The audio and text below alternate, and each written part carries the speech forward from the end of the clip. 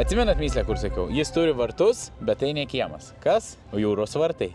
Štai ir atėjom. Kas yra jūros vartai? Gali papasakot man? Nežinau. Nežinai. Tai vieta, kur laivai pasako labas Lietuva. Pro jos įplaukia į Lietuvą ir per kokį miestą įplaukia? Kokiam mieste mes esam? Klaipėdai.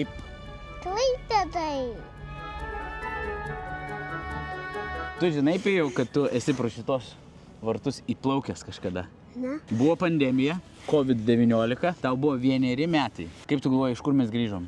Iš Anglijos. Iš Anglijos, kokie mieste tu gimei? Londone. Londone. Ir mes parplaukėm pro šitos vartus, kai tau buvo 1 metai. Aš, tu ir mama pasakėm, labas Lietuva.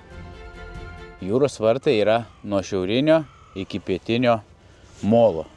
Ir pro ją įplaukė visi laivai. Ir žinai, kad ten yra... Didelis banginis. Kaip didelis banginis. Ar žinot, kodėl ten būna vanduo kartais audringas ir sūkuringas? Dėl to, kad ten susitinka Baltijos jūra mūsų su Kuršių marių vandeniu ir jie ten pykstas iš pradžių kuliojas, kaip ir brolius su sesė, kaip jūs dabar buvote susipykę. Bet kai vanduo...